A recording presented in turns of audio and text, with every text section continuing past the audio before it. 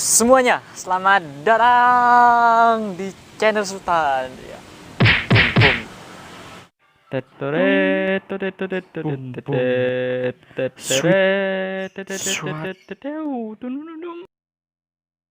Jadi semuanya, sesuai dengan judulnya, kita kali ini akan membahas tentang bagaimana tips dan trik agar kita tidak bosan dalam belajar. Penasaran kan? Oke, langsung check it out. Pertama, sebelum kita membahas tentang tips dan triknya, kita cari dulu ya. Apa sih penyebab dari kita itu bosan dalam belajar? Sebentar, aku cari di Google dulu ya.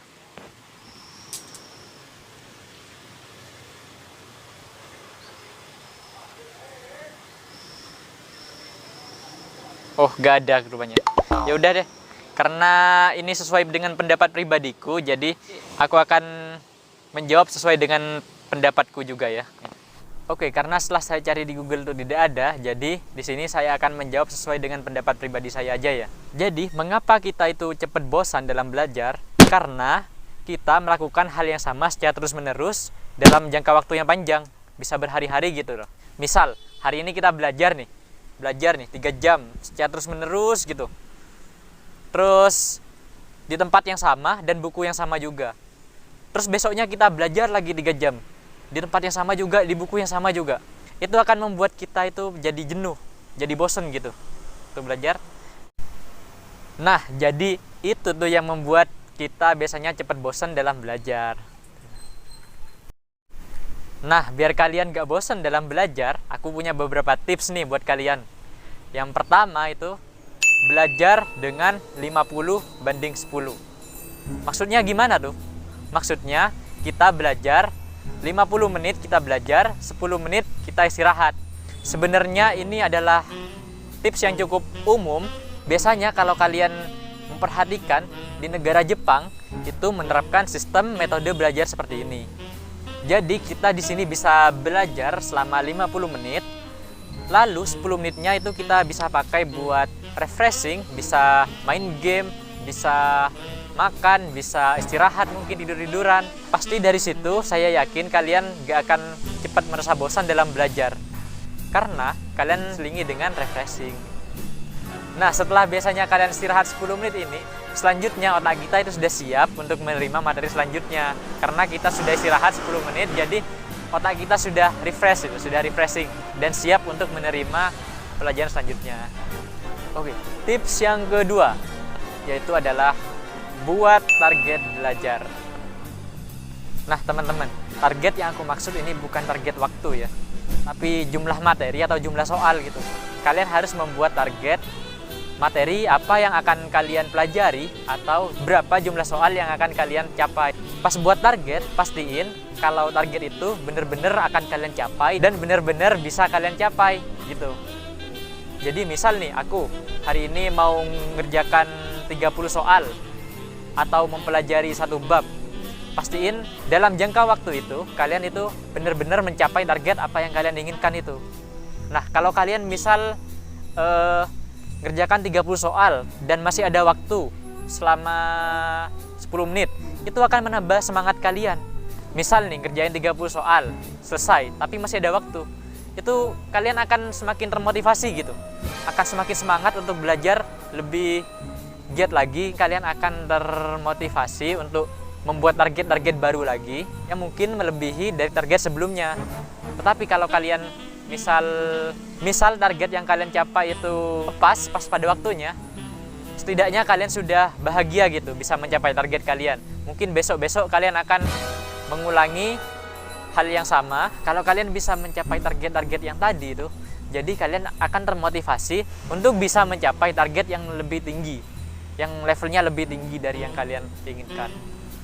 Nah, setelah kalian mengerjakan tips yang nomor 2 tadi, selanjutnya tips yang nomor 3 itu sangat penting, yaitu memberi reward atau punishment. Kita tahu ya, orang itu akan selalu termotivasi untuk menang gitu.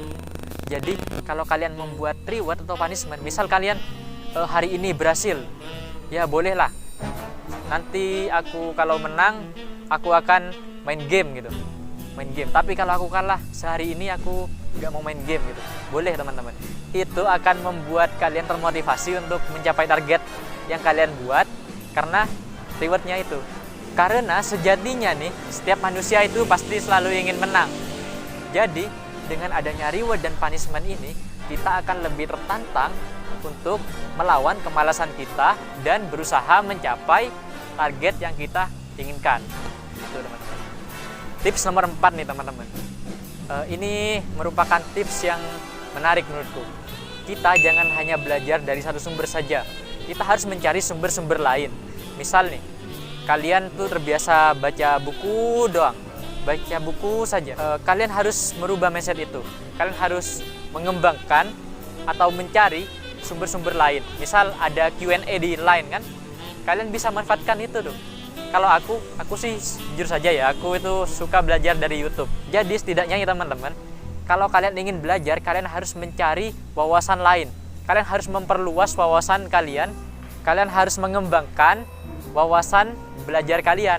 Bisa dari Q&A kayak tadi, bisa dari YouTube, atau bisa dari HP, dan lain-lain lah pokoknya. Tips yang kelima, yaitu cari suasana baru. Kalau kalian belajar tuh jangan hanya di kamar saja. Kalau kalian cuma belajar di kamar saja, itu bisa membuat kalian bosan dan jenuh gitu. Kalau bisa keluarlah, carilah tempat-tempat yang seru. Misal kalian belajar di taman tuh, bareng teman-teman kalian.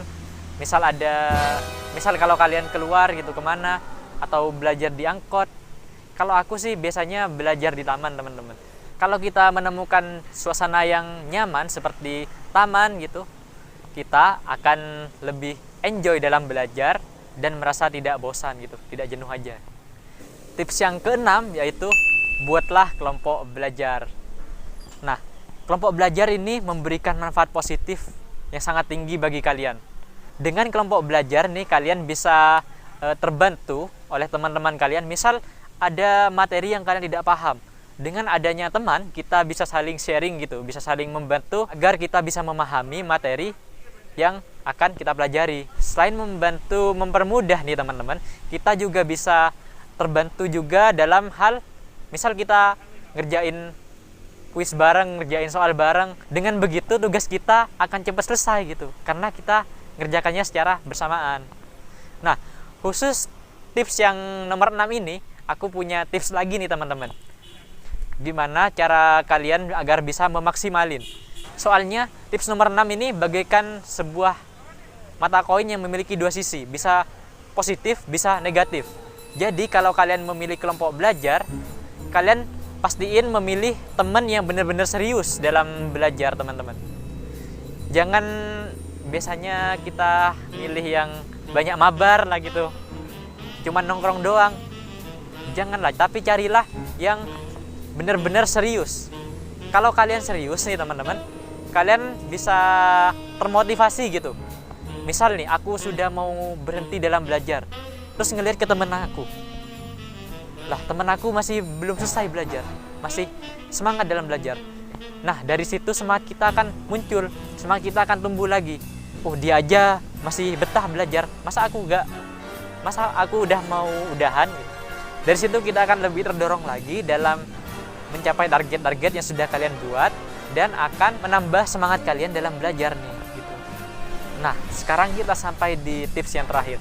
Jadi tips yang terakhir itu adalah tips yang paling penting bagi kita, yaitu berdoa sebelum belajar. Jadi teman-teman, ada baiknya kalian tuh harus mengingat Tuhan sebelum kalian belajar, sehingga Tuhan akan memberikan kemudahan dan kelancaran saat kalian belajar, dan agar ilmu yang kalian pelajari itu bisa bermanfaat dan berkah bagi kalian.